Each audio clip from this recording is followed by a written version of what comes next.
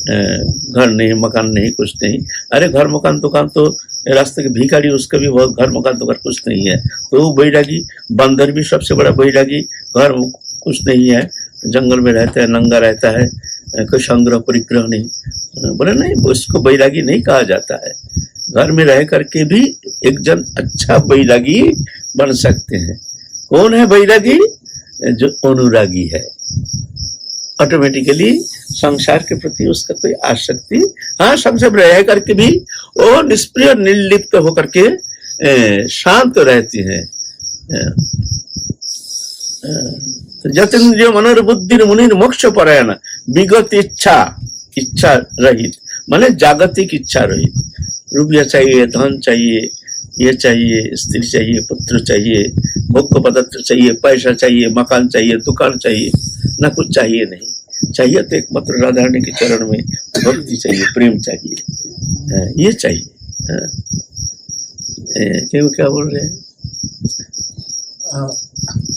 गृहस्थ में भी सच्चे वैरागी हो सकते हैं। बिल्कुल। वैरागी क्या है? वैरागी कोई पोशाक थोड़ी है। वैरागी कोई पोशाक नहीं।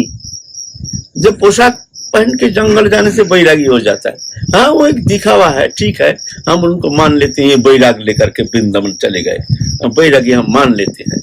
लेकिन वास्तव वैरागी तो निष्प्रिय। वैराग, वही माने नावाचक शब्द, राग माने आसक्ति। जिसके मन में देहोदैहिक वस्तु पदार्थ के प्रति कोई आसक्ति नहीं, वो है वैरागी। चाहे घर में रहो, चाहे जंगल में रहो, वो वैरागी है। घर में रह करके भी उसके मन में कोई इच्छा नहीं, एकमात्र भगवत चरण प्राप्ति ही एकमात्र इच्छा। हर समय भगवत चरण में मन, भगवत चिंतन में तल्लीनता, तन्मयता। लेकिन घर में रहते हैं बस कर्तव्य कर्म बोध से। वो कर्तव्य कर्म भी कैसे? ना प्रभु करा रहे हैं, प्रभु का संसार प्रभु करा रहे हैं।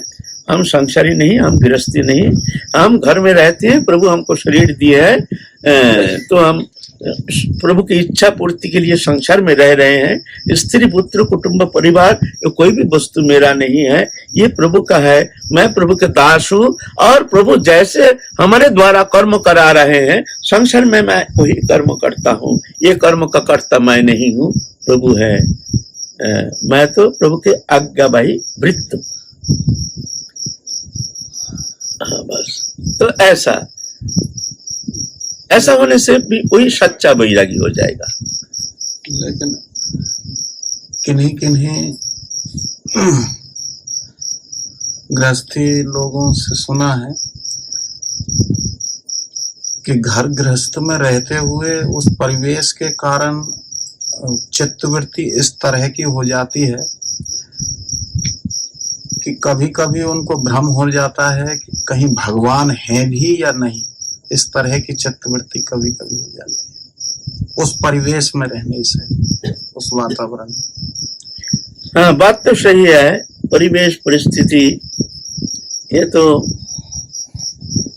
बाधा के कारण तो है ही है। अग्नि के पास रहेंगे ताप तो लगेगा ही, अग्नि का धर्म है।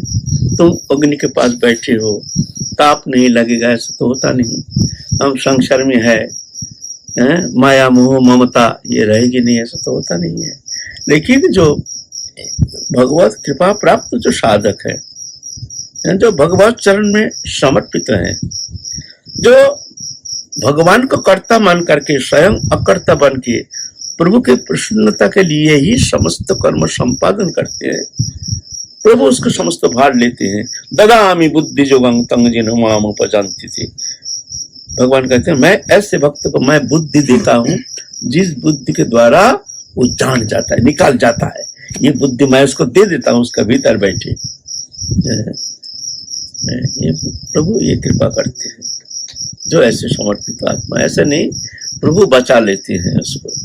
संसार में रह करके भी हमारे महाप्रभु के पश्चात बहुतों तो सब गृहस्थी थे,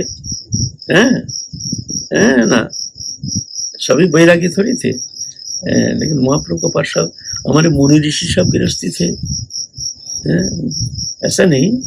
लेकिन कठिन है गृहस्थ में रह करके वैराग्य लेकर के निष्प्रिय निर्लिप्त होकर के भगवत चरण में पूर्ण रूप में समर्पित होकर के भगवत चिंतन में तल्लीनता, ये तो बहुत कठिन काम है। जो ऐसे कठिनाई का सामना करके जो आगे निकल जाता है वो धन्य है, वो पूजनीय है, वो वीर साधक कहते हैं, उसको कहते हैं वीर साधक।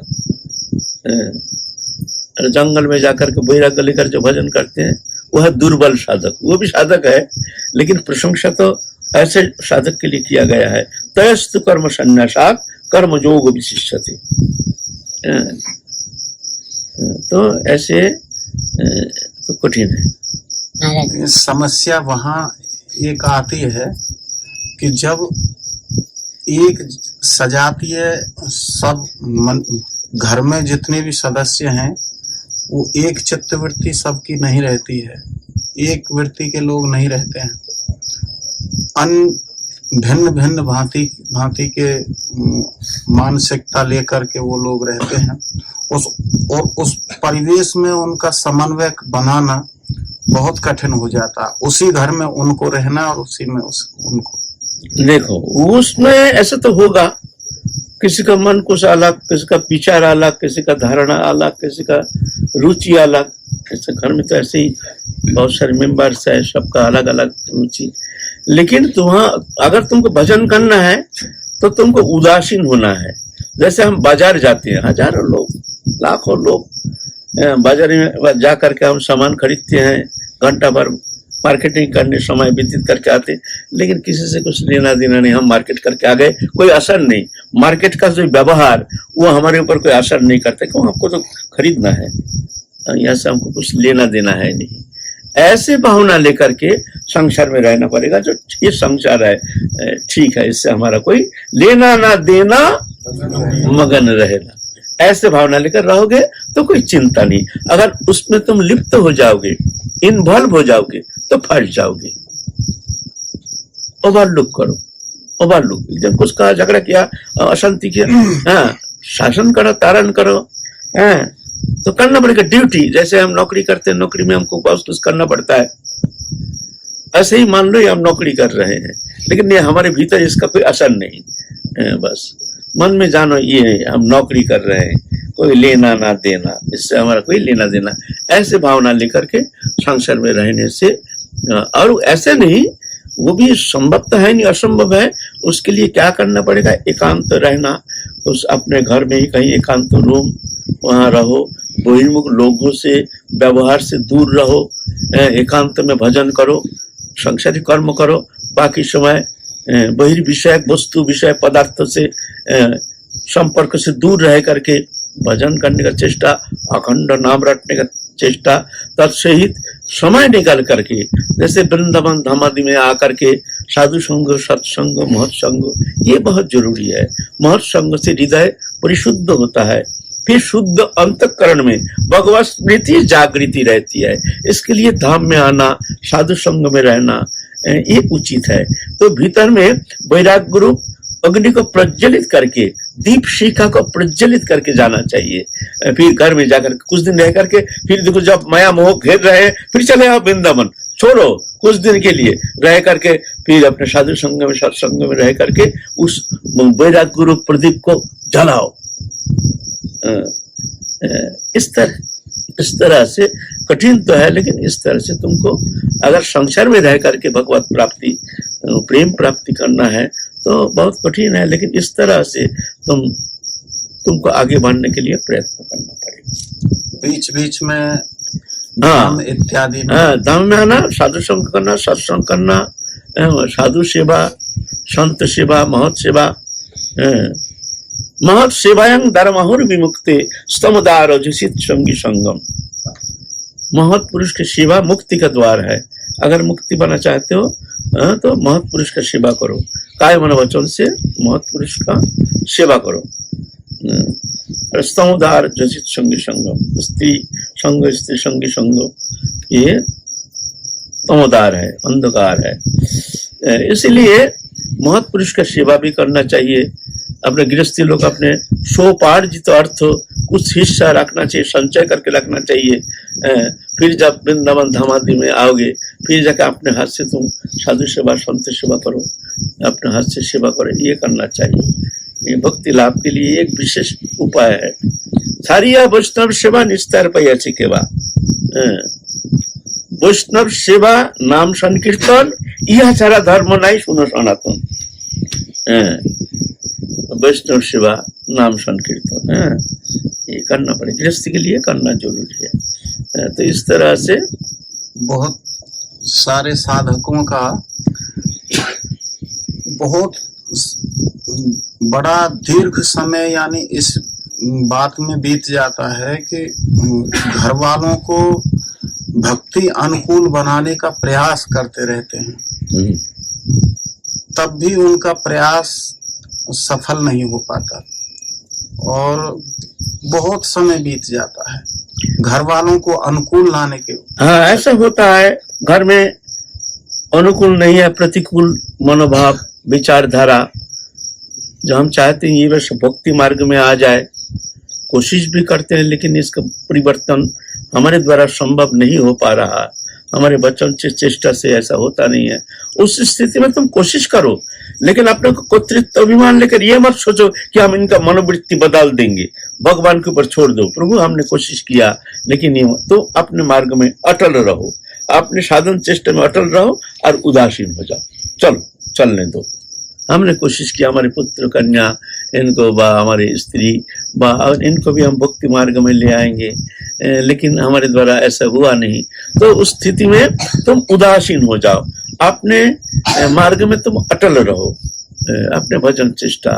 बांग्ला में कथा है ना, यदि तोर डाक सुने को ना आसे तबे एकला चलो रे, एकला चलो एकला चलो एकला चलो, अकेला हमको जाना है, हमको जाना है। यहाँ कोई था नहीं, है नहीं, कोई रहेगा नहीं, हमको अकेला ही जाना है, अकेला आए हैं, अकेला जाएंगे। इसीलिए समस्त विश्व संसार अगर लौट के चले जाए संसार के तरफ, प्रतिज्ञा हम नहीं लौटेंगे, हमको तो इस जन्म में प्रभु के चरण कमल प्राप्ति करनी है। ऐसे दृढ़ धारणा लेकर के हमको अकेला चलना है। हम आए हैं अकेला, जाएंगे अकेला, ऐसे जान करके भगवत चरण में मन समर्पण करके बस भगवत चिंतन में तल्लीन हो जाओ। बस दत्त करोषि जदस्नासी तत्जोषि जदाश्चत दत्त तपस्वासी कुंतो तत्पुरुष मदर्पणम शुभाशुभ फलोरेवा मोक्ष से कर्म बंधन संन्यास जगयुक्त विमुक्त अवश्य। जो भी करो प्रभु को समर्पण कर दो, जो करेंगे प्रभु करेंगे, जो हो रही है प्रभु की इच्छा, जो हुई है प्रभु की इच्छा, जो होगी प्रभु की इच्छा, जान करके तुम उदासीन हो जाओ। चिंता मत करो, चिंतन करो, चिंता मत करो, चिंतन करो। तुम चिंता करके क्या करोगे? अरे ऐसा नहीं हुआ, ऐसा नहीं हुआ, ऐसा नहीं हुआ, ऐसा करना है, ऐसा करना है, ये बात मानता नहीं है, वो बात सुनता नहीं है, बोला अरे भाई ऐसे चिंता कर तुम क्या मिलेगा? इसीलिए वो छोड़ दो, जो होना है होगा, होने दो। बस हमको तो बस हमारे इष्ट है, हमारे राधारणी है, बस राधारणी से हमारा मतलब, दुनिया का मेला मैं हूं अकेला, ये ऐसे भावना लेकर के अगर तुम भजन करोगे तो निकाल जाओगे। अगर सोचोगे जी इसका क्या होगा, उसका क्या होगा, इसका क्या होगा, तो फंस जाओगे। हमारे ही आत्मीय जन, हमारे परिवारी जन जिनमें हमारा मोह भी बना हुआ है, वो ही कुमार्ग गामी होकर के और पर पीड़ा दें और यानी सदाचार खो करके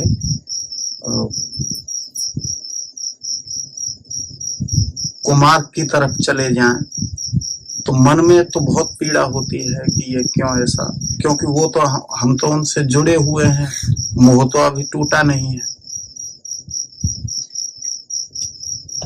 मोह तो मन की एक दुर्बलता, मोह ही तो, मोह ये वही कारणम कुश्य के पति पुत्राद्या, मोह ये वही कारणम, मोह ही तो कारण। मोह किसको कहते हैं? मोह शब्द का माने क्या है? मिथ्या वस्तु में चित्त की दृढ़ अभिनिवेश, उसको मोह कहा जाता है। मिथ्या वस्तु, ये वस्तु मेरा नहीं, हमसे संबंधित है नहीं, लेकिन उसको हमने अपना मान करके उसके प्रति मन की एक दृढ़ लगाव, माने उसको छोड़ के हम कुछ कर नहीं सकते, उसको हम ऐसे अपना मान लेते हैं, प्रेम करते हैं, यह है मोह। तो मोह ही तो बंधन का कारण है। तो इस स्थिति में तुमको ओवरलुक करना पड़ेगा, जो ना ये जो होना है होने दो, इससे हमारा कोई मतलब नहीं है, हमको अकेला ही जाना है, ऐसे भावना लेकर के तुमको थोड़ा कठोर हृदय, कठोर दिल होना पड़ेगा, तो जाकर के तुम आगे निकाल जाओगे। चाहे माँ हो, बाप हाँ, हो। चलो, हाँ, चेष्टा करना चाहिए, लेकिन किस चेष्टा अगर कोई सफल काम नहीं हुआ तो ओवरलुक करो, होने दो, जाने दो, हमको जाना है, अकेले ही जाना है ना? ऐसे चलने का एक अनुकूल परिवेश और प्रतिकूल वो परिवेश को सब मन की स्थिति है, मन का मामला है। परिवेश क्या है? परिवेश क्या करेगा? तुम्हारा मन ठीक है तो सब ठीक है, बस। ये तो अंतर जगत का मामला, बहिर्जगत का मामला नहीं है। हम तो परिवेश परिस्थिति को हम घुसा लेते हैं भीतर ना। घर में कलह हो रहा, उसको हम घुसा लिया भीतर, चित्त विक्षेप हो गया, ऐसा क्यों हुआ, ऐसा क्यों हुआ, ऐसा कलह हुआ, होने दो, ये दुनिया का मेला। चलो, जैसे कि वृंदावन में आते हो तो लगता है कि इतना सुंदर परिवेश है, चार्ज हो रहा है गति। तो कठिन तो है ही है, तुम हम घुसा लेते हैं ना उसको, परिवार को अपना मानने के कारण पारिवारिक जो सुख दुख वो अपना सुख दुख मान बैठते हैं। जिस सुख दुख मानने का कारण हमारे चित्त विक्षेप होता है, चंचल होता है, क्षोभ होता है, तो ऐसे क्षुब्ध हृदय में थोड़ी वजन होता है। ये तो होगा ही, ये रहेगा, ये मान्यता, स्वीकृति कि मेरा बेटा मेरा बात नहीं मानेगा, मेरी कन्या मेरा बात नहीं मानेगा, ये बस तुमने अपना मान लिया, विक्षेप हो गया। ठीक है, हमने कोशिश किया, अब चलो जाने दो, तो कठोर होना पड़ेगा। अच्छा, जय जय जय। छोटे बाबा, कभी कभी इस परिस्थिति और परिवेश जब इस तरह का बनता है, प्रतिकूल परिवेश जब घर में रह करके बनता है, अपने ही आत्मीय जन जब हमारे विपरीत खड़े हो जाते हैं, तो लगता है कि ये भी भगवत कृपा और भगवत इच्छा से ही कुछ। अरे, प्रतिकूल परिस्थिति तो वैराग पैदा करता है, अनुकूल परिस्थिति मोह पैदा करता है। प्रतिकूल परिस्थिति मन में वैराग पैदा करता है। प्रतिकूल घर में कलह, अशांति, झगड़ा झाटी, तो मन क्षुब्ध हो जाता। इस संसार इतना दुखदाई, हे भगवान एक बार यहाँ से निकाल जाए तो खूब भजन करेंगे। देख लिया संसार इतना दुखदाई है, हाय हाय हमने कहाँ फंस गया, तो मन में वैराग पैदा होता है, संसार के प्रति अनासक्ति आ जाता है ना। और ऐसा नहीं होता है अनुकूल परिस्थिति, सब कोई बहुत प्रेम करते हैं, बहुत मानते हैं, बहुत खातिर करते हैं, तो वो मोह में तुम फंस जाओगे। तुम जो वैराग साधन का कोशिश चेष्टा करते हो ना, होगा नहीं, तुम्हारा मन ऑटोमेटिक खींच लेगा। उनका स्वभाव है प्रेम प्रीति मोह ममता, ये तो बड़ा खतरनाक है। देश हिंसा ये सब उतना हानिकारक नहीं है, हानिकारक तो प्रेम प्रीति। प्रेम प्रीति सबसे, भक्ति जगत में सबसे बड़ा विघातक है प्रेम प्रीति, सबसे बड़ा विघातक। हमने बार बार कहते हैं, देखो तुमको कोई प्रेम किया उतना हानिकारक नहीं है, तुमने किसी को प्रेम किया तो ये विघातक हो जाएगा तुम्हारे लिए, रास्ते में चलना मुश्किल हो जाएगा, आगे बढ़ नहीं पाओगे। ये हृदय यहाँ कठोर, यहाँ हमारे ठाकुर जी को छोड़ के हम ये दिल हम किसी को नहीं देंगे। यहाँ किसी के प्रति हमारे प्रेम यहाँ है नहीं। यहाँ सहानुभूति है, सहानुभूति है, लेकिन प्रेम नहीं। वो तो हमारे ठाकुर जी के लिए, ये दरवाजा बंद, हम हैं, हमारे ठाकुर जी है, और बाकी सब सिंपैथी, सिंपैथी है हमारे कन्या पुत्र, इसके लिए करना करो बस, प्रेम नहीं। खबरदार, ये मन किसी को देना नहीं। इस मन में, ये दिल में संसार के कोई भी वस्तु पदार्थ के प्रति किंचित मात्र आसक्ति नहीं रहनी चाहिए, तो तुम्हारा यात्रा सरल हो जाएगा, सहज हो जाएगा, सुगम हो जाएगा, सरस हो जाएगा। कहीं प्रेम प्रीति कहीं आ गई तो मान लो तुम फंस जाओगे। हम कठोर शब्द कहते हैं, लेकिन बात सत्य है, मानो या ना मानो तुम्हारा मामला। हमारा कभी कभी लगता है कि भगवान कृपा करने में लेट कर देते हैं, 30 साल भजन किया, 20 साल भजन किया, एक बार भी दर्शन नहीं किया तो उत्साह धैर्य कम हो जाता है। क्या करेंगे? ये तो है, उत्साह धैर्य कम हो जाता है, साधन करते करते थक जाते हैं। तो ये तो होता है। अभी तो प्रभु की इच्छा, इस स्थिति में साधन और तीव्र होना चाहिए और ज्यादा करके ये जानना चाहिए हमारे अंदर ऐसे कुछ अवगुण है, दुर्गुण है, जिस कारण हम प्रभु की कृपा प्राप्त नहीं कर पा रहे हैं। चलो हम जी जान दे करके प्रभु के लिए ही समर्पित होकर के हम भजन करेंगे, अच्छा लागे या ना लागे, पहले से ज्यादा आसन लगाओ, पहले से ज्यादा चिंतन करो, पहले से ज्यादा नाम करो, लोक व्यवहार से मुक्त होकर, ये हमारे लिए साझा है। जब ऐसे दुष्ट है हम, जो हम प्रभु की कृपा अभी तक प्राप्त करने में समर्थ नहीं हुए हैं, छोड़ो दुनिया चक्कर, हम मरेंगे प्रभु के लिए मरेंगे, फिर भी हम पीछे लौट के नहीं देखेंगे, हम पीछे लौट के नहीं जाएंगे। अगर प्रभु की कृपा नहीं मिली, मत मिलने तो हम लौटेंगे नहीं, हम यहाँ जल जल के तप करके मरेंगे, फिर भी हम पीछे लौट के नहीं जाएंगे। ऐसे प्रतिज्ञा होनी चाहिए। अब कब कृपा के भरोसे में बैठे, कृपा करेगी तब हम भजन करेंगे, ऐसे थोड़ी। कृपा मत होने दो, जरूरत नहीं तुम्हारी कृपा, रख दो, लेकिन इतना कृपा करो हे ठाकुर जी, हे राधा रानी, इतना कृपा करो, तुम्हारे लिए हम जल जल के तप करके मरेंगे, हम संसार की तरफ लौट के नहीं जाएंगे, संसार की तरफ नहीं देखेंगे, मुंह मोड़ के नहीं देखेंगे। बस जब तुम कृपा करोगे, तुम्हारी कृपा के इंतजार लेकर के हम जन्म जन्म मरेंगे, तुम इतना कृपा करो। ऐसे कठोर होना पड़ेगा ना, परीक्षाएं तो आएगी, परीक्षा आएगी। देखा जाता है कि बड़े बड़े साधकों के जीवन में जब तक वो घर गृहस्थ में रहते हैं, तब तक बहुत सारी आपत्ति विपत्ति आंधी तूफान उठते हैं, बहुत विपरीत परिस्थितियों से वो लोग गुजरते हैं। और जब वो घर परित्याग करके जब पूर्ण रूप से घर बार छोड़ देते हैं, तब वो अपनी जगह पर स्थिर हो जाते हैं और घर परिवार वाले फिर वहां कोई किसी तरह का उपद्रव नहीं रहता है। अब लगता है कि ये भी दैव इच्छा, भगवत इच्छा से ही ये शायद होता हो।